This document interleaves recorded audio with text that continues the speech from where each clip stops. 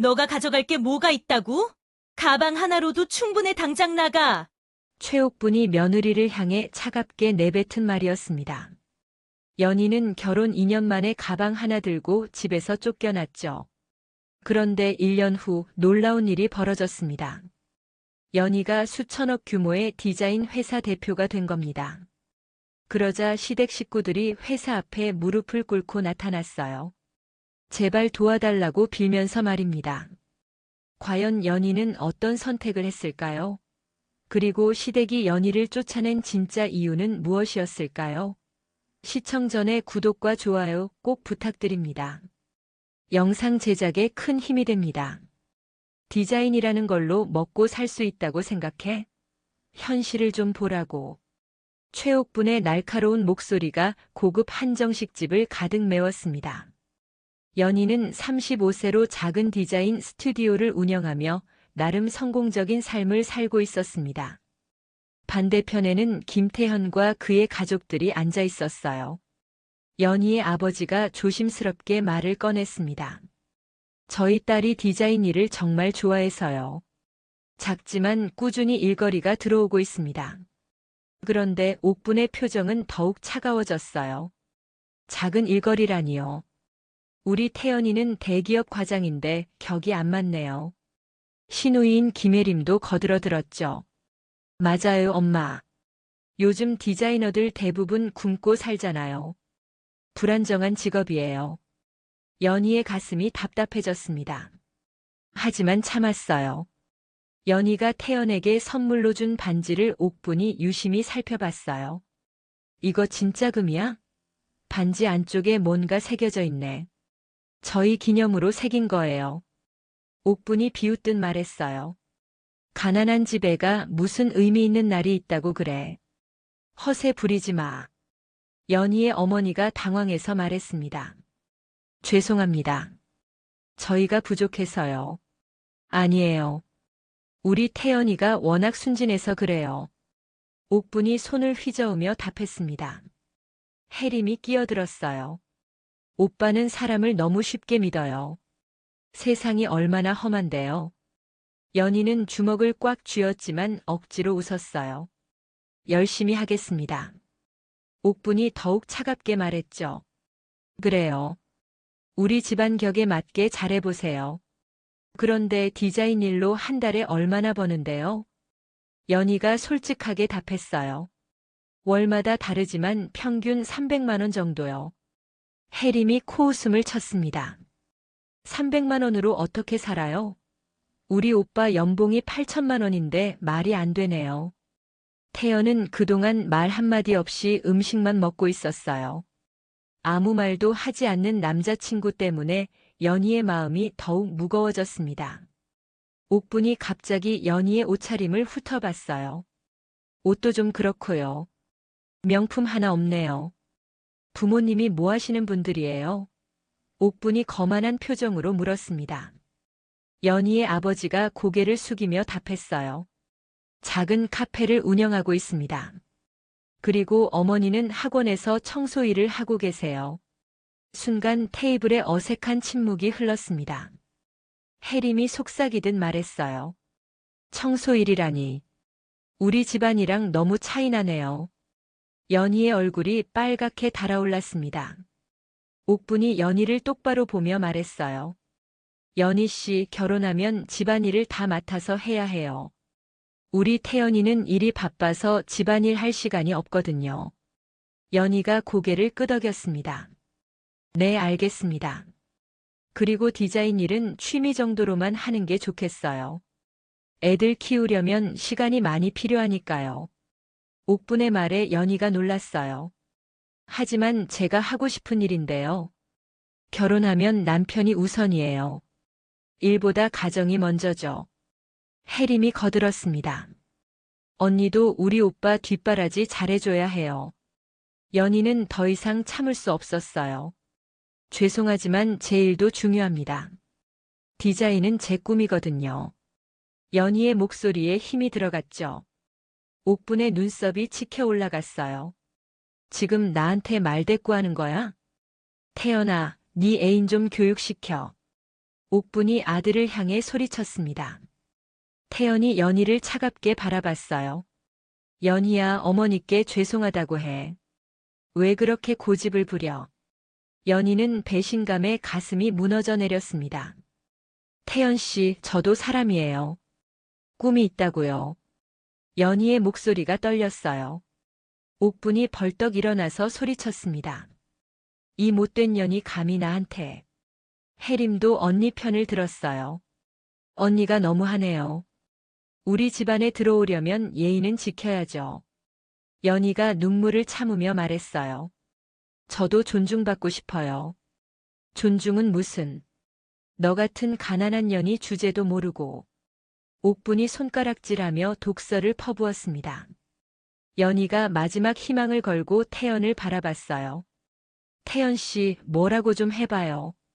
태연은 고개를 돌리며 냉정하게 말했습니다. 어머니가 화나신 것 같으니까 좀 조용히 해. 연희의 마음이 완전히 무너졌어요. 알겠어요. 저 나갈게요. 연희는 가방을 들고 자리에서 일어났습니다. 상견례는 그렇게 참담하게 끝났죠. 하지만 이건 시작에 불과했습니다. 결혼 6개월 후 연희의 진짜 고통이 시작됐습니다. 시댁에서는 연희를 마치 가정부처럼 부려먹었어요. 명절 때마다 온갖 음식을 혼자 준비하게 했고 청소며 빨래까지 모든 집안일을 떠넘겼죠. 연희야, 화장실 청소 좀 해. 변기 주변이 더럽더라. 옥분이 소파에 앉아서 연희에게 명령했습니다. 연희가 피곤한 목소리로 대답했어요. 네, 어머니. 혜림이 소파에 누워서 휴대폰을 보며 말했습니다. 언니, 내 방도 좀 정리해줘. 옷장 정리하고 침대 시트도 갈아 끼워. 연희는 하루 종일 시댁일만 했어요. 새벽부터 밤늦게까지 쉴 틈이 없었습니다. 태연은 아내가 힘들어하는 걸 알면서도 어머니 편만 들었어요. 옥분이 태연에게 은근히 말했죠. 우리 며느리 좀 더 엄하게 다뤄야겠어. 너무 설렁설렁해. 버릇을 고쳐야 해. 태연이 고개를 끄덕였습니다. 알겠어요, 어머니.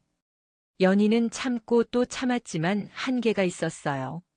매일 반복되는 구박과 무시가 쌓여갔죠. 어느 날 저녁 옥분이 연희를 거실로 불러앉혔습니다. 연희야, 네가 가져온 돈이 뭐가 있지? 연희가 당황해서 답했어요. 무슨 말씀이세요? 디자인 스튜디오 팔아서 우리 집 전세금에 보태라고. 요즘 집값이 많이 올랐잖아. 옥분이 눈을 번뜩이며 말했습니다. 연희가 놀라서 말했어요. 그건 제가 10년 동안 힘들게 모은 돈인데요. 혜림이 끼어들었습니다. 뭘 당연한 소리를 해. 시집 왔으면 다 우리 집 돈이지. 따로 내 돈이 어디 있어? 연희의 가슴이 두근거리기 시작했어요. 저는 그럴 수 없어요. 연희의 목소리가 떨렸습니다. 옥분이 화를 내며 소리쳤어요. 뭐라고? 지금 나한테 말대꾸를 해? 태연아, 내 아내 좀 교육시켜. 태연이 연희에게 차갑게 말했습니다. 여보, 어머니 말씀에 따라. 왜 그렇게 고집을 부려? 연희가 떨리는 목소리로 소리쳤어요. 왜 제가 힘들게 모은 돈을 내줘야 해요? 옥분이 벌떡 일어나서 연희를 가리키며 소리쳤습니다. 이 못된 년이 감히 나한테. 혜림도 일어서서 언니 편을 들었어요. 언니가 너무하네요. 우리 집안에 들어왔으면 예의는 지켜야죠. 연희가 눈물을 흘리며 말했습니다. 저도 사람이에요. 왜 이렇게 대해요? 옥분이 손가락질하며 독서를 퍼부었어요. 사람 맞아? 너 같은 가난한 년이 주제도 모르고 건방져. 당장 짐 싸서 나가. 옥분의 목소리가 집안을 울렸습니다. 연희가 마지막 희망을 걸고 남편을 바라봤어요. 태연 씨, 뭐라고 좀 해봐요. 태연은 고개를 돌리며 냉정하게 말했습니다. 어머니가 화나신 것 같으니까 좀 조용히 해. 연희의 마음이 완전히 무너졌어요. 알겠어요. 나갈게요. 연희는 옷 몇 벌만 가방에 넣고 집을 나왔습니다. 손에 든 것은 결혼 반지뿐이었어요. 반지 안쪽에 새겨진 날짜를 보며 연희는 이상한 생각이 들었습니다. 이 날짜가 뭔가 이상해. 분명히 의미 있는 날이 아닌데 왜 이 날짜를 새겼을까? 연희는 찬바람을 맞으며 길을 걸었어요.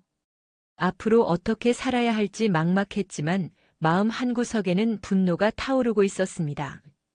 언젠가는 반드시 되갚아주겠다는 다짐을 하며 연희는 밤거리를 걸어갔어요. 가방 하나 들고 나온 것이 전부였지만 포기하지 않겠다는 의지만은 확고했습니다. 연희는 가방 하나 들고 고시원 앞에 서 있었습니다. 보증금 50만 원에 월세 40만 원짜리 방이었어요. 방 크기는 겨우 3평 남짓했고 창문도 제대로 열리지 않았죠. 고시원 관리인이 열쇠를 내밀며 말했습니다. 공과금은 따르고 밤 12시 이후엔 출입 안 돼요. 규칙 어기면 바로 나가는 거예요. 연희가 작은 목소리로 답했어요. 네, 알겠습니다. 방 안에는 작은 책상과 침대, 그리고 낡은 냉장고가 전부였습니다. 연희는 가방을 내려놓고 바닥에 주저앉았어요. 어떻게 이런 일이 생겼을까?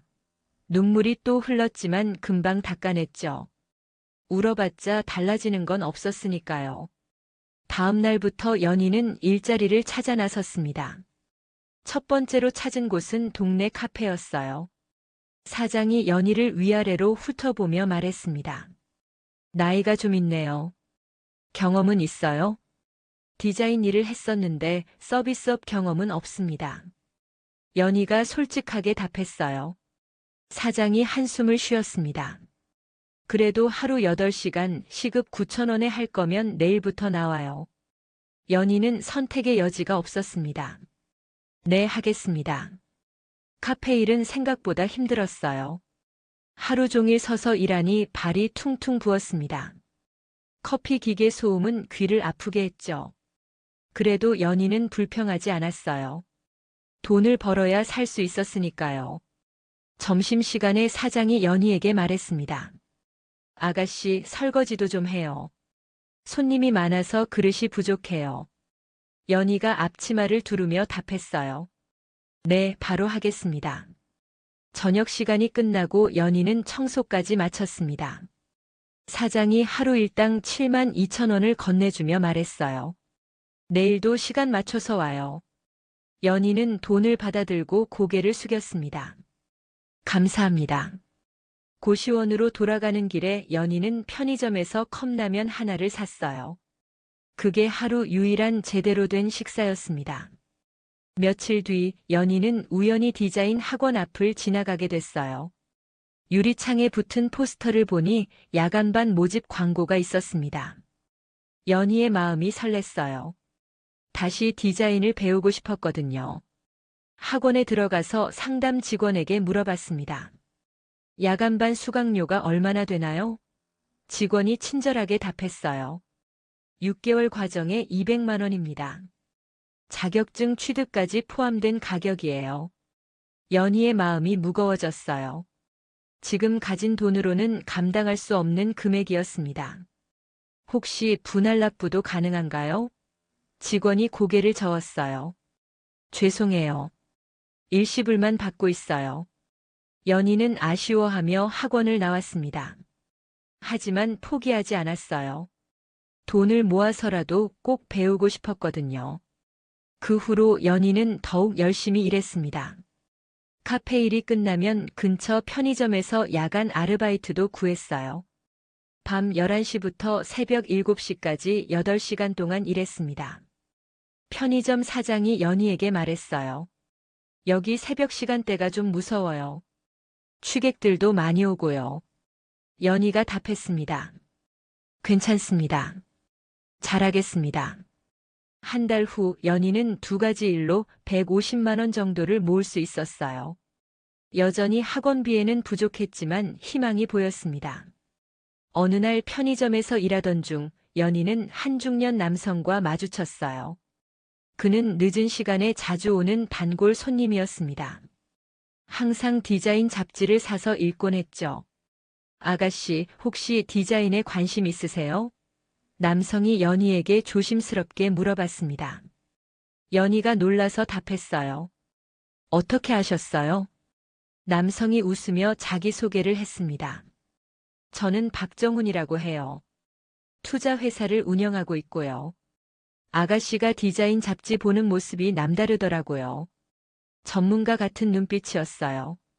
연희가 당황해서 말했어요. 그냥 관심이 있을 뿐이에요.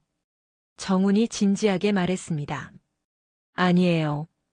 분명히 전문 지식이 있으실 거예요. 혹시 제가 알고 있는 디자인 회사에 추천해 드릴까요? 연희의 눈이 반짝였어요. 정말인가요? 정훈이 명함을 꺼내며 말했습니다. 네, 작은 회사지만 실력 있는 디자이너를 찾고 있어요. 내일 함께 가볼까요? 연희는 꿈만 같았어요. 드디어 기회가 온 것 같았습니다. 네, 꼭 가고 싶습니다. 정훈이 웃으며 말했어요. 그럼 내일 오후 2시에 여기서 만나요. 연희는 고개를 깊숙이 숙였어요. 정말 감사합니다. 그날 밤 연희는 설렘으로 잠을 이루지 못했습니다. 드디어 새로운 시작을 할 수 있을 것 같았어요. 6개월이 지나자 연희의 삶은 놀라운 변화를 보였습니다. 정훈의 소개로 시작한 작은 디자인 회사였지만 연희의 정성과 실력이 입소문을 탔어요. 매일 밤늦게까지 남아서 작업하고 클라이언트 한 명 한 명에게 정성을 다해 디자인을 만들었습니다. 회사 동료가 연희에게 말했어요. 연희 씨 작업물 정말 대단해요. 클라이언트들이 완전 만족하고 있어요. 연희가 겸손하게 답했습니다. 그냥 열심히 했을 뿐이에요. SNS에 연희의 디자인 작품들이 올라가기 시작했어요. 세련된 로고와 독창적인 아이디어가 젊은 창업자들에게 인기를 끌었습니다. 한 달 만에 회사 매출이 2배로 늘었어요. 연희는 믿을 수 없었습니다. 정말 이런 일이 일어날 수 있나요? 정훈이 회사에 들러서 말했어요. 축하해요, 연희 씨. 정말 대단해요. 연희가 고개를 숙이며 답했습니다. 정훈 씨 덕분이에요. 정말 감사해요. 정훈이 웃으며 말했습니다. 제가 뭘 했나요? 모든 건 연희 씨 실력이에요. 며칠 뒤 놀라운 일이 벌어났어요. 대형 기업에서 연락이 왔습니다. 직원이 전화로 말했어요. 혹시 브랜딩 프로젝트에 관심 있으세요? 저희가 연희 씨 작품을 보고 싶어 해요. 연희가 당황해서 답했어요. 저희 같은 작은 회사를요? 직원이 확신에 찬 목소리로 말했습니다. 네, 요즘 SNS에서 화제잖아요. 한번 미팅해 보고 싶어요. 같은 주의 지역 신문사에서도 연락이 왔어요. 기자가 연희에게 말했습니다. 고시원에서 성공한 디자이너가 된 이야기를 취재하고 싶어요. 연희가 조심스럽게 물어봤어요. 정말 기사로 나가는 건가요? 기자가 답했습니다. 네, 많은 사람들에게 희망을 줄 수 있는 이야기예요. 인터뷰는 일주일 뒤에 진행됐어요. 기자가 질문했습니다. 가장 힘들었던 순간은 언제였나요? 연희가 잠시 생각하고 답했어요. 가방 하나 들고 집에서 쫓겨났을 때요. 그때는 정말 막막했어요. 기자가 또 물어봤습니다. 그럼 지금 가장 하고 싶은 말은 뭔가요? 연희가 진심을 담아 말했어요. 포기하지 않으면 기회는 온다는 걸 말하고 싶어요. 기사가 나간 후 연희의 삶은 완전히 바뀌었습니다. 회사에는 고객들이 줄을 섰고 각종 방송에서 출연 요청이 들어왔어요. 그런데 며칠 뒤 예상치 못한 방문객이 나타났습니다. 시어머니 옥분이 회사 문을 열고 들어온 거예요. 연희야, 정말 너 맞지? 연희는 깜짝 놀랐지만 침착하게 대답했어요. 어머니, 어떻게 여기를 아셨어요? 옥분이 주변을 둘러보며 감탄했습니다. 와, 여기가 내 회사구나. 신문에서 봤어. 정말 대단하더라. 연희는 속으로 의심스러웠지만 정중하게 말했어요. 커피 드릴까요? 옥분이 앉으며 말했습니다. 그래, 한 잔 주렴. 그런데 연희야, 우리 아파트 분여회 모임에서 너 자랑 좀 하고 싶어. 연희가 조심스럽게 물어봤어요. 무슨 말씀이세요? 우리 며느리가 이렇게 성공했다고 자랑하고 싶거든. 분여회 모임에 한번 나와줄 수 있지? 옥분이 거들먹거리며 말했습니다. 연희는 어이가 없었지만 표정을 감췄어요. 생각해 보겠습니다. 그 다음 주에는 혜림이 나타났어요. 언니 진짜 잘 됐네. 나도 신문 기사 봤어. 연희가 덤덤하게 답했습니다. 혜림 씨도 안녕하세요. 혜림이 주변을 둘러보며 본격적으로 이야기를 꺼냈어요. 사실 언니한테 부탁이 있어. 학원 사업을 확장하려는데 투자금이 필요해. 연희가 관심을 보이는 척했습니다. 얼마나 필요한데요? 혜림이 눈을 빛내며 말했습니다. 1억 원 정도면 돼. 수익률도 좋고 안전한 투자야. 언니도 돈 벌 수 있어. 연희는 속으로 계획을 세우기 시작했어요. 그런가요?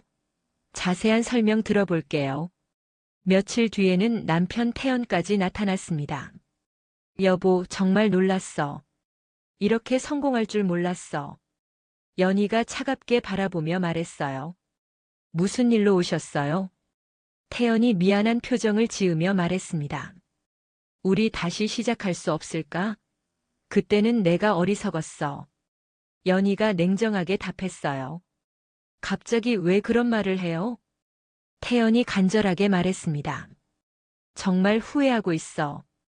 우리 함께 새 집도 사고 새 출발하자. 연희는 남편의 진심이 아니라는 걸 알고 있었어요. 그건 좀 생각해 볼 시간이 필요해요. 그날 밤 연희는 정훈에게 전화했습니다. 정훈 씨, 갑자기 시댁 식구들이 다 찾아와요. 정훈이 걱정스럽게 물어봤어요. 혹시 돈 때문인가요? 연희가 확신에 찬 목소리로 답했습니다. 분명히 그럴 거예요. 갑자기 착한 척하는 게 너무 이상해요. 정훈이 조언했습니다. 그럼 조심하세요. 혹시 모르니까 대화 내용을 녹음해 두세요. 연희가 고개를 끄덕였어요. 좋은 생각이에요. 증거를 남겨둬야겠어요. 다음 날부터 연희는 시댁 식구들과 만날 때마다 몰래 녹음기를 준비했습니다. 시댁 식구들은 연희가 단순히 돈에만 관심 있는 줄 알았지만 실제로는 모든 증거를 차곡차곡 모으고 있었습니다. 시댁 식구들의 접근이 본격화되기 시작했습니다. 먼저 혜림이 두꺼운 서류 봉투를 들고 회사로 찾아왔어요. 언니, 진짜 좋은 기회야. 이번엔 대박 날 것 같아. 연희가 차를 내어주며 물어봤습니다. 무슨 일인데요? 혜림이 서류를 펼치며 설명했어요. 강남에 새로 개발되는 지역이 있거든. 거기 건물을 미리 사두면 몇 배는 오를 거야. 연희가 서류를 들여다보며 말했습니다. 그런데 이게 확실한 정보인가요? 혜림이 자신만만하게 답했어요. 당연하지. 내가 학원 운영하면서 부동산 정보도 많이 접하거든. 이런 정보는 귀해. 연희가 조심스럽게 물어봤습니다. 그럼 얼마나 투자해야 하나요? 혜림이 계산기를 두드리며 말했어요. 1억 원 정도면 돼. 1년 후에는 최소 3억은 될 거야. 연희는 놀란 척하며 답했습니다. 1억 원이요? 그런 큰 돈을요? 혜림이 연희의 어깨를 두드렸어요. 언니 같으면 충분히 할 수 있어. 회사 잘 되고 있잖아. 연희가 망설이는 척했습니다. 그래도 너무 큰 돈이라서요. 혜림이 급하게 말했어요. 기회는 지금뿐이야. 다른 사람들이 알면 끝이거든. 연희는 몰래 녹음기를 확인하며 말했습니다. 그럼 계약서 좀 자세히 볼게요. 혜림이 서류를 내밀었어요. 여기 다 나와 있어. 개발 계획이랑 예상 수익률까지. 연희가 서류를 꼼꼼히 보는 척했습니다. 이 도장은 뭔가요? 혜림이 당황하며 답했어요. 아, 그건 공인중개사 도장이야. 정식으로 된 거라고. 연희는 속으로 의심했지만 관심 있는 척했어요. 며칠 더 생각해 볼게요. 혜림이 조급해하며 말했습니다. 너무 늦으면 안 돼. 일주일 안에 결정해줘. 그 다음 주 옥분이 회사에 나타났어요. 이번에는 부녀회 후원금 이야기를 꺼냈습니다. 연희야, 우리 아파트 부녀회에서 불우이웃 돕기를 하는데. 연희가 관심을 보이는 척했어요. 그래요, 좋은 일이네요. 옥분이 눈을 빛내며 말했습니다. 그런데 후원금이 많이 부족해서 큰 기부가 필요해. 연희가 조심스럽게 물어봤어요. 얼마나 필요하신데요? 옥분이 거리낌 없이 답했습니다. 5천만 원 정도면 부녀회에서 체면이 서겠어. 연희가 놀란 척하며 말했어요. 5천만 원이요? 그렇게 큰 금액을요? 옥분이 연희의 손을 잡으며 애원했어요. 우리 며느리가 성공했다고 자랑했는데 후원도 못하면 어떡해? 연희가 난처한 표정을 지었습니다. 그래도 너무 큰 돈이라서요. 옥분이 목소리를 높였어요. 불우한 이웃을 돕는 거야. 복받을 일인데 왜 그래? 연희는 모든 대화를 녹음하며 답했어요. 생각해보고 결정할게요. 옥분이 못마땅해 하며 말했습니다. 생각은 무슨, 그냥 하면 되는 거지. 마지막으로 태연이 나타났어요. 이번에는 재결합을 빌미로 큰 그림을 그려왔습니다. 여보, 우리 다시 시작하는 김에 집도 새로 사자. 연희가 차가운 표정으로 물어봤어요. 갑자기 무슨 소리예요? 태연이 진심인 척하며 말했습니다. 정말 후회하고 있어. 우리 새 출발하자. 강남에 아파트 하나 사서 새로 시작해. 연희가 의심스럽게 바라봤어요. 그런 돈이 어디 있어요? 태연이 계산서를 꺼내며 설명했습니다. 여보, 회사 수익이랑 내 적금 합치면 가능해. 20억짜리 아파트야. 연희가 어이없어하며 말했어요. 20억이요? 우리가 그런 돈이 어디 있다고요? 태연이 간절하게 말했습니다. 여보가 회사 지분 팔고 대출 받으면 돼. 나도 최대한 보탤게. 연희는 태연의 속셈을 뻔히 알 수 있었어요. 그건 너무 위험하지 않나요? 태연이 설득했습니다. 강남 집값은 계속 올라. 절대 손해 안 봐. 우리 미래를 위해서야. 연희가 냉정하게 답했어요. 그래도 신중하게 생각해봐야죠. 태연이 조급해하며 말했습니다. 너무 늦으면 기회 놓쳐. 지금 아니면 언제 집을 사겠어? 한편 정우는 시댁의 과거를 조사하고 있었어요. 오래된 신문 기사를 뒤지다가 중요한 발견을 했습니다. 3년 전 부동산 투기 관련 기사에 최옥분의 이름이 나와 있었어요. 정훈이 연희에게 전화했습니다. 연희 씨, 중요한 걸 발견했어요. 시어머니가 불법 대출받아서 부동산 투기했던 기록이 있어요. 연희가 놀라며 답했어요. 정말요?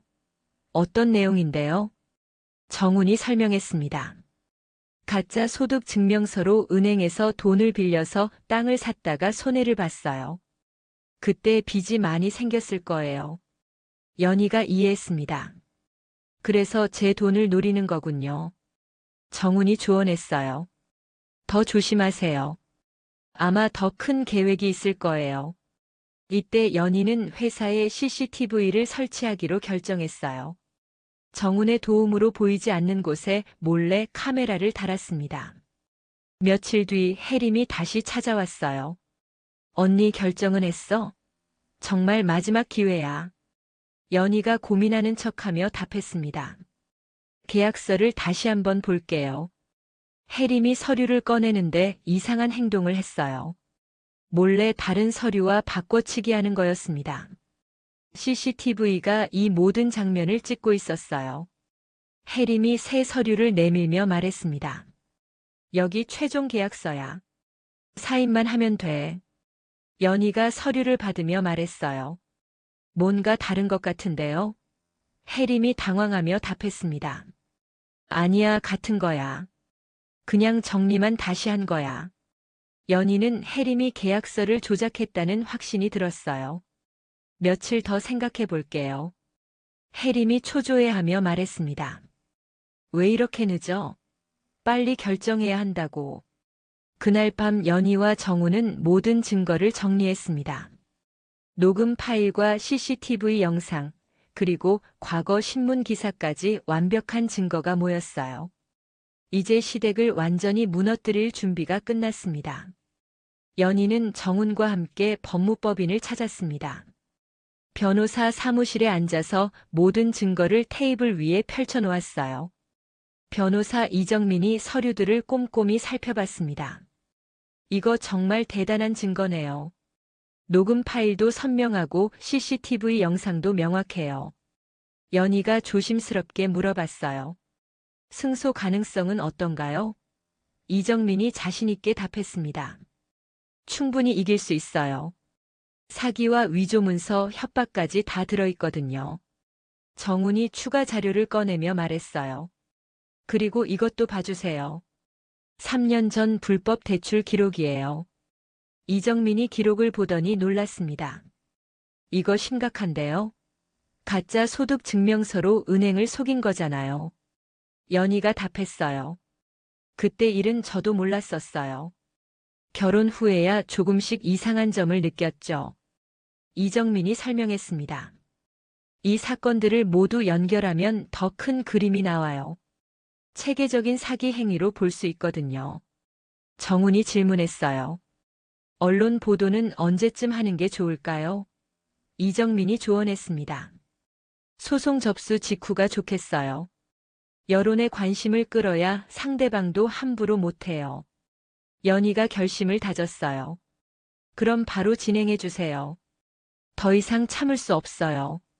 사무실을 나온 후 연희와 정우는 회사로 돌아왔어요. 연희가 반지를 꺼내서 자세히 들여다봤습니다. 정훈 씨, 이 반지 날짜가 계속 신경 쓰여요. 정훈이 관심을 보였어요. 뭐가 이상한데요? 연희가 설명했습니다. 태연이 이 날짜가 특별하다고 했는데 우리가 처음 만난 날도 아니고 사귄 날도 아니에요. 정훈이 반지를 자세히 봤어요. 22년 5월 20일이네요. 혹시 이 날짜에 무슨 일이 있었나요? 연희가 기억을 더듬었습니다. 아, 잠깐만요. 정훈이 급히 휴대폰을 꺼냈어요. 혹시 이 날짜가 불법 대출받은 날과 같을까요? 연희가 놀라며 말했어요. 설마요? 그럴 리가 있나요? 정훈이 자료를 뒤지더니 소리쳤습니다.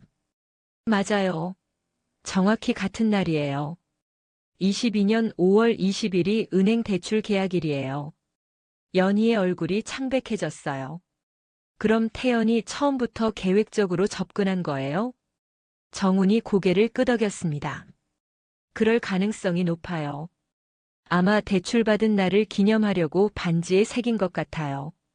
연희가 분노에 떨며 말했어요. 정말 치밀하게 계획한 거네요. 처음부터 나를 이용할 생각이었구나. 정훈이 더 충격적인 사실을 발견했어요. 그리고 봐요. 대출 보증인 명단에 연희 씨 아버지 이름이 있어요. 연희가 기절할 것 같았어요. 우리 아버지가요? 그럼 아버지도 속은 거예요? 정훈이 자료를 보며 설명했습니다. 네, 가짜 서류로 보증을 선 것 같아요. 아버지도 몰랐을 거예요. 연희가 눈물을 흘리며 말했어요. 우리 가족까지 이용했다니 정말 용서할 수 없어요. 정훈이 연희의 어깨를 다독였어요. 이제 모든 진실이 밝혀졌어요. 완벽하게 복수할 수 있어요. 그날 밤 연희는 부모님께 전화했습니다. 아버지, 혹시 3년 전에 보증을 선 일이 있으세요? 아버지가 당황하며 답했어요. 보증? 아, 그때 태연이가 부탁하더라고. 사업자금이라면서 도장만 찍어달라고. 연희가 한숨을 쉬며 말했어요. 아버지, 그게 가짜였어요. 불법 대출이었다고요. 아버지가 놀라서 소리쳤어요. 뭐라고? 그럼 우리가 속은 거야? 연희가 울먹이며 답했어요. 네, 우리 가족 모두 이용당한 거예요. 어머니도 전화를 받았어요. 연희야, 정말 그런 일이 있었어? 우리가 뭘 잘못했다고? 연희가 다짐하며 말했어요. 걱정하지 마세요. 제가 다 해결할게요. 며칠 뒤 이정민 변호사가 소송을 접수했습니다. 사기, 위조문서 작성, 협박 등 여러 혐의였죠. 동시에 정우는 언론사에 모든 자료를 넘겼습니다. 방송국 기자가 정훈에게 말했어요. 이거 정말 대단한 특종이네요. 시청률 나올 것 같아요. 피해자 보호는 꼭 신경 써주세요. 기자가 약속했어요. 물론이죠. 가해자들만 집중적으로 보도할게요. 신문사에서도 연락이 왔어요. 우리도 일면 톱 기사로 다룰 예정이에요. 사회적 파장이 클 것 같거든요. 연희가 정훈에게 말했어요. 정말 이렇게 큰 일이 될 줄 몰랐어요. 정훈이 확신에 찬 목소리로 답했습니다. 이제 시작이에요. 이들의 위선을 모두 폭로할 거예요. 그 사이 시댁에서는 상황이 심상치 않다는 걸 감지했어요. 옥분이 혜림에게 전화했습니다. 혜림아, 연희가 뭔가 이상해. 요즘 너무 조용하잖아. 혜림이 불안해하며 답했어요. 엄마, 혹시 우리가 들킨 걸까요? 옥분이 화를 내며 말했습니다. 그럴 리 없어. 우리가 뭘 잘못했다고. 태연도 걱정이 되기 시작했어요. 연희가 갑자기 연락을 안 받아. 뭔가 이상해. 혜림이 태연에게 말했어요. 오빠, 혹시 연희가 우리를 의심하는 거 아니야? 태연이 답했어요. 설마 그럴 리 없어. 바보 같은 년이 뭘 알겠어? 하지만 며칠 뒤 법원에서 소장이 배달됐을 때 시댁은 패닉에 빠졌습니다. 옥분이 소리를 질렀어요. 이게 뭐야? 사기라고? 우리가 언제 사기를 쳤다고? 혜림이 떨리는 목소리로 말했습니다. 엄마, 이거 진짜 큰일이에요. 증거도 다 있다고 나와 있어요. 태연은 허탈하게 주저앉았어요. 완전히 당했구나. 연희가 다 준비한 거였어. 재판 당일 아침 법정에는 기자들과 방청객들이 가득 찼습니다. 연희는 차분한 표정으로 원고석에 앉아 있었고 시댁 식구들은 불안한 얼굴로 피고석에 앉았어요. 재판장이 입장하며 재판이 시작됐습니다. 재판장이 엄숙한 목소리로 말했어요. 사기 및 위조 문서 작성 혐의 사건을 시작하겠습니다. 원고 측 변호사부터 발언하세요. 이정민 변호사가 일어서서 말했습니다. 재판장님, 저희는 4가지 핵심 증거를 제출하겠습니다. 첫 번째는 피고들의 음성 녹취록입니다. 법정에 녹음 파일이 재생됐어요. 옥분의 목소리가 또렷하게 들렸습니다. 5천만 원 정도면 부녀회에서 체면이 서겠어. 불우한 이웃을 돕는 거야. 복받을 일인데 왜 그래? 혜림의 목소리도 이어졌어요. 1억 원 정도면 돼. 1년 후에는 최소 3억은 될 거야. 기회는 지금뿐이야. 다른 사람들이 알면 끝이거든. 태연의 목소리까지 나왔습니다. 여보가 회사 지분 팔고 대출받으면 돼. 나도 최대한 보탤게. 강남 집값은 계속 올라. 법정이 조용해졌어요. 피고들의 얼굴이 창백해졌습니다. 두 번째는 위조 계약서입니다. 피고 김혜림이 진짜 계약서와 바꿔치기한 가짜 문서예요. 혜림이 당황하며 소리쳤어요. 그건 위조가 아니에요. 그냥 정리만 다시 한 거라고요. 이정민이 차분하게 답했습니다. 그럼 세 번째 증거를 보시죠. CCTV 영상입니다. 대형 스크린에 영상이 재생됐어요. 혜림이 서류를 바꿔치기하는 장면이 선명하게 나왔습니다.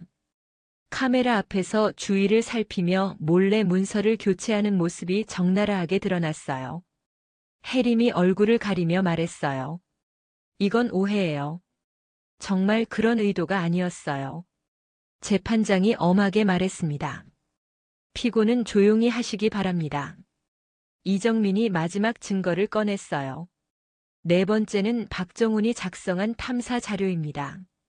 피고들의 과거 불법 대출 기록이 담겨 있어요. 정훈이 증인석에 서서 증언했습니다. 3년 전 피고 최옥부는 가짜 소득 증명서로 은행에서 3억 원을 대출받았습니다. 그때 보증인으로 원고의 아버지를 속여서 이용했어요. 옥분이 벌떡 일어나서 소리쳤어요. 거짓말이에요. 우리가 언제 그런 일을 했다고요? 이정민이 서류를 들어보이며 말했습니다. 여기 은행 대출 기록이 다 있습니다. 그리고 결정적으로 피고 김태현이 원고에게 준 반지에 새겨진 날짜가 불법 대출 계약일과 정확히 일치해요. 태연이 식은땀을 흘리며 말했어요. 그건 우연의 일치예요. 의미 있는 날이라서 새긴 거라고요. 이정민이 냉정하게 반박했습니다. 우연이라기에는 너무 정확하지 않나요? 처음부터 계획적으로 접근한 증거입니다. 재판이 진행되는 동안 법정 밖에서는 언론들이 실시간으로 보도하고 있었어요. 뉴스 앵커가 말했습니다. 가방 하나로 쫓아낸 며느리가 성공하자 빨대 꽂으려 한 시댁의 실체가 법정에서 적나라하게 드러나고 있습니다. 인터넷에는 댓글이 폭주했어요. 정말 뻔뻔하네. 저런 사람들이 있다니. 며느리가 성공하니까 갑자기 착한 척하는 게 역겹다. 소셜미디어에서도 이 사건이 실시간 검색어 1위에 올랐습니다. 재판이 재개되자 피고 변호사가 변명을 시도했어요. 재판장님, 피고들은 단순히 가족 간의 화해를 원했을 뿐입니다. 이정민이 즉시 반박했습니다. 화해라면 왜 위조 문서를 만들었나요? 왜 가짜 투자 이야기로 속이려 했나요? 옥분이 마지막 발악을 했어요. 우리는 정말 연희를 도우려고 했어요. 부녀회 후원금도 좋은 일 하라고 한 거예요. 이때 새로운 증인이 나타났습니다. 옥분이 살고 있는 아파트 관리사무소 직원이었어요. 직원이 증언했습니다. 피고 최옥분은 실제로는 부녀회 후원금을 개인적으로 사용하려 했습니다. 우리 아파트에는 불우이웃 돕기 계획이 없었어요. 법정이 술렁였어요. 옥분이 얼굴이 새하얗게 변했습니다. 그게 아니에요. 오해예요. 관리사무소 직원이 슬픈 표정으로 말했습니다. 부녀 회장님이 거짓 증언을 준비한다는 소문도 들었습니다. 정말 실망스러웠어요. 재판장이 최종 판결을 내렸어요. 증거가 명확하므로 피고들에게 유죄를 선고합니다. 사기 혐의로 징역 1년 6개월에 집행유예 3년 그리고 피해 배상금 5억 원을 명령합니다. 연희가 승소한 순간 법정에서 박수가 터졌어요. 기자들이 플래시를 터뜨렸고 연희는 안도의 눈물을 흘렸습니다. 재판이 끝난 후 파장이 시작됐어요. 옥분이 살던 아파트 부녀회에서 연락이 왔습니다. 부녀회 관계자가 말했어요. 회장직을 박탈하기로 결정했습니다. 더 이상 부녀회에 나오지 마세요. 해림의 학원에도 학부모들이 항의가 빗발쳤어요. 학부모 한 명이 말했습니다. 이런 사람이 운영하는 학원에 아이를 맡길 수 없어요. 당장 환불해 주세요. 태연이 다니던 회사에서도 징계가 내려졌어요. 인사팀장이 태연에게 통보했습니다. 회사 이미지에 타격을 주었으므로 직위 해제 및 대기 발령 처분합니다. 며칠 뒤 모든 언론이 이 사건을 대서특필했어요. 시댁 식구들은 하루아침에 사회적으로 매장당했습니다. 연희는 드디어 완벽한 승리를 거둔 것이었어요. 하지만 연희의 진짜 성공은 이제부터 시작이었습니다. 재판 승리 후 연희의 회사는 폭발적으로 성장했어요. 언론 보도 이후 전국에서 의뢰가 쏟아져 들어왔습니다. 한 달 만에 직원을 20명으로 늘려야 했죠. 정훈이 연희에게 말했어요. 이제 정말 대기업과 겨룰 수 있는 규모가 됐네요. 연희가 믿을 수 없다는 표정으로 답했습니다. 1년 전만 해도 고시원에서 라면 먹으며 살았는데 이런 일이 정말 일어날 수 있나요? 글로벌 기업에서도 연락이 왔어요. 해외 사업부 직원이 전화로 말했습니다. 아시아 전체 브랜딩을 맡겨보고 싶습니다. 계약 규모는 100억 원 정도 될 것 같아요. 연희는 꿈만 같았습니다. 100억 원이요? 정말인가요? 직원이 확신에 찬 목소리로 말했어요. 네, 연희 씨 회사의 성장 스토리가 해외에서도 화제거든요. 꼭 함께 일하고 싶어요. 6개월 후 연희의 회사는 연매출 수천억 원을 기록하며 업계 최고가 됐습니다.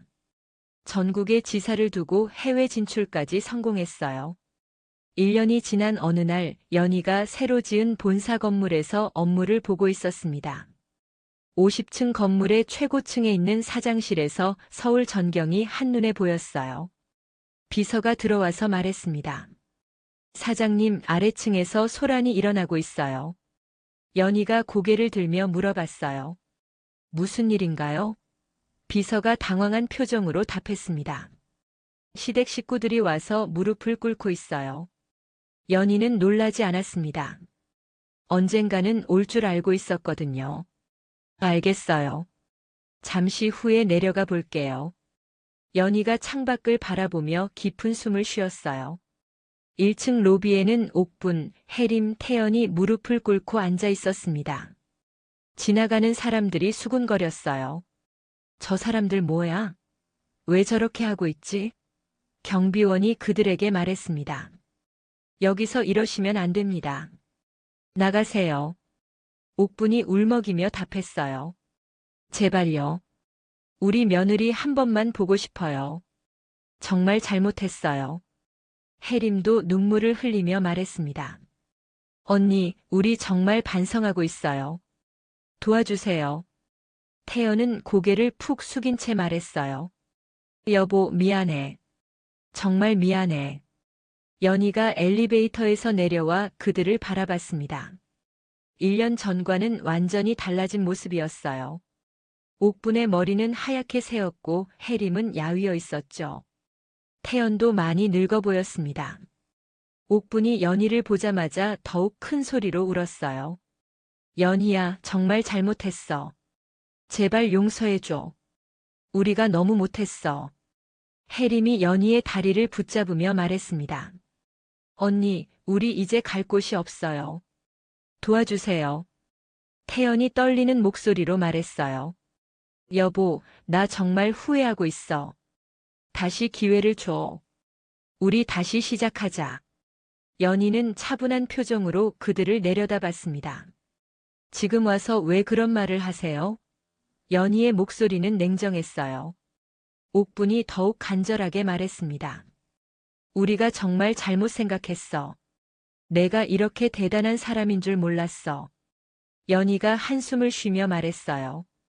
제가 대단해서가 아니에요. 당신들이 저를 사람 취급하지 않았던 거죠.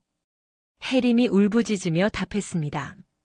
언니, 우리 정말 바뀌었어요. 다시 한 번만 기회를 주세요. 사람들이 점점 더 모여들었습니다. 누군가 휴대폰으로 촬영하기 시작했어요. 이 모습이 SNS에 올라가면 또 화제가 될 것 같았습니다. 연희가 그들에게 말했어요. 일어나세요. 이렇게 해서 달라지는 건 없어요. 태연이 고개를 저으며 말했습니다. 안 일어날 거야. 내가 용서해 줄 때까지. 연희가 단호하게 답했어요. 용서는 이미 했어요. 하지만 다시 시작할 생각은 없어요. 옥분이 놀라며 물어봤습니다. 그럼 우리를 도와주지 않겠다는 거야? 연희가 고개를 끄덕였어요. 네, 도와드리지 않을 거예요. 대신 다른 방법을 알려드릴게요. 연희가 지갑에서 명함을 꺼냈습니다. 여기 취업 상담소 연락처예요. 정직하게 일하세요. 혜림이 절망하며 소리쳤어요. 언니, 우리가 이렇게 무릎 꿇고 빌어도 안 되는 거야? 연희가 차분하게 답했습니다. 무릎 꿇는다고 해서 과거가 지워지지는 않아요. 당신들이 저에게 했던 일을 생각해 보세요. 가방 하나 던져주고 쫓아냈잖아요. 그때 제 마음이 어땠는지 아세요? 태연이 고개를 들며 말했어요. 여보, 정말 미안해. 그때 내가 정말 바보였어. 연희가 태연을 바라보며 말했습니다. 미안하다고 해서 모든 게 해결되는 건 아니에요. 당신은 제가 가장 힘들 때 저를 버렸어요. 옥분이 마지막 호소를 했어요. 연희야, 우리가 잘못했어. 하지만 우리도 이제 가족이잖아. 연희가 쓸쓸하게 웃으며 답했습니다. 가족이요? 가족이 서로에게 그렇게 하나요? 진짜 가족은 힘들 때 함께하는 사람들이에요. 저에게는 이미 그런 사람들이 있어요. 연희가 정훈을 바라봤습니다. 정훈이 연희 곁에 서서 그들을 바라보고 있었어요. 정훈이 조용히 말했습니다. 이제 그만 일어나세요. 더 이상 여기 있어봤자 달라지는 건 없어요. 옥분이 정훈을 노려보며 말했어요. 당신이 우리 가족 일에 왜 끼어들어? 정훈이 당당하게 답했습니다. 저는 연희 씨의 동반자예요. 그리고 당신들보다 더 진짜 가족 같은 사람이죠. 혜림이 분하다는 표정으로 말했어요. 언니, 정말 우리를 이렇게 버리는 거야? 연희가 마지막으로 말했습니다. 버리는 게 아니에요. 각자의 길을 가는 거죠. 당신들도 새로운 삶을 시작하세요. 그들이 결국 일어나서 건물을 나갔을 때 연희는 안도의 한숨을 쉬었습니다. 정훈이 연희의 어깨에 손을 올리며 말했어요. 힘들었죠? 연희가 고개를 저었어요. 아니에요. 이제 정말 자유로워진 기분이에요. 그날 저녁 연희와 정훈은 회사 옥상 정원에서 서울의 야경을 바라보고 있었습니다. 정훈이 연희에게 말했어요. 연희 씨 정말 대단해요. 이 모든 걸 혼자 해냈잖아요. 연희가 정훈의 손을 잡으며 답했습니다. 혼자가 아니었어요. 정훈 씨가 있었잖아요. 정훈이 연희를 바라보며 진지하게 말했어요. 연희 씨, 저와 결혼해 주세요. 진짜 가족이 되어요. 연희의 눈에 눈물이 고였습니다. 행복한 눈물이었어요. 네, 좋아요. 정훈 씨와 함께라면 어떤 일이든 할 수 있을 것 같아요. 두 사람은 포옹했고 도시의 불빛들이 그들을 축복하는 것 같았습니다. 몇 달 후 연희는 희망재단을 설립했습니다. 어려운 환경에 있는 사람들에게 일자리를 제공하고 교육 기회를 주는 재단이었어요. 첫 번째 수혜자들과 만나는 자리에서 한 청년이 말했습니다. 대표님 덕분에 새로운 삶을 시작할 수 있게 됐어요. 정말 감사해요. 연희가 따뜻하게 웃으며 답했습니다. 포기하지 마세요. 기회는 반드시 와요. 그날 밤 연희는 정훈과 함께 집에 돌아가는 길에 예전에 살던 고시원 앞을 지나갔습니다. 작고 초라한 건물이었지만 연희에게는 특별한 의미가 있는 곳이었어요. 정훈이 물어봤어요. 후회되지 않아요? 그때로 돌아간다면 뭔가 다르게 했을까요? 연희가 고개를 저으며 답했습니다. 아니에요. 그 모든 일들이 지금의 저를 만들었어요. 가방 하나로 쫓겨났던 그날도 고시원에서 라면을 먹던 날들도 모두 소중한 경험이었어요. 연희의 얼굴에는 평온한 미소가 떠올랐습니다. 1년 후 연희의 회사는 아시아 최고의 디자인 회사가 됐습니다. 그리고 연희와 정훈은 아름다운 결혼식을 올렸어요. 많은 사람들이 축하해 주었고 시댁 식구들이 없자 연희는 행복했습니다. 진정으로 자신을 사랑하고 지켜주는 사람과 함께였고 자신의 능력으로 성공을 이뤄냈거든요. 연희는 이제 과거의 상처에서 완전히 벗어나 새로운 삶을 살고 있었습니다.